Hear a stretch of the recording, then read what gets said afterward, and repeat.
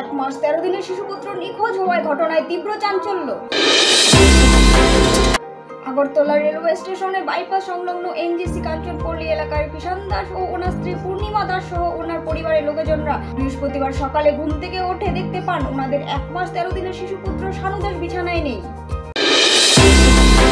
এই খবর গোটা এলাকায় চাউর হতেই এলাকাবাসীরা তাদের বাড়িতে এসে জড়ো হন এবং পুলিশে খবর দেওয়া হয়। পুলিশ এসে শিশুপুত্রকে উদ্ধার করার জন্য ইতিমধ্যেই তল্লাশিতে নেমে পড়েছেন। 1 মাস 13 দিনের শিশুপুত্রকে না পেয়ে কোলের আরেক শিশুকে নিয়ে কান্নায় ভেঙে পড়েন জন্মদাত্রী মা পূর্ণিমা দাস।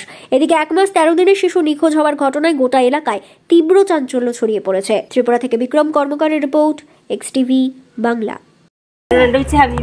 আমার বাচ্চাটা আমি খাওয়াই সেটা ঘুম পাতে সেটা বাসন দিতে গেছি। আর সেটা দেখি দুটা দরজা লাগাই গেছি, একটা দরজা একটু খোলা আসলো, একটা দরজা লাগাই গেছি।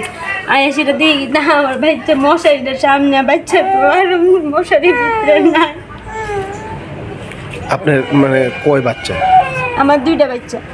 2 বাচ্চা মানে আপনি মানে কালকে কোন সময় দেখছেন এটা? ভোরবেলা? ভোরবেলা না সকালবেলা? সকালবেলা 7:30। আপনার নাম কি? আমার নাম পূর্ণিমা দাস। আর আপনার স্বামীর নাম? কিষান দাস। বাচ্চার বয়স কত আছিল যে বাচ্চা নিয়ে গেছে? 1 মাস 13 দিন হয়েছে। মানে নাম কি? শানু দাস। মানে আপনি কি কেউরে মানে সন্দেহ করতেছেন বা কোনো কিছু? না, আমি কারে সন্দেহ করবো? সকালবেলা আমি খাওয়াই ঘুম পাতাই।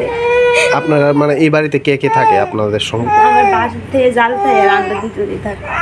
মানে কেউ আপনারা দেখছেন মানে মানে দেখেন নাই নিয়ে যাইতে বা কেউ কিছু আইতে ঘরে আইতে? না, মানে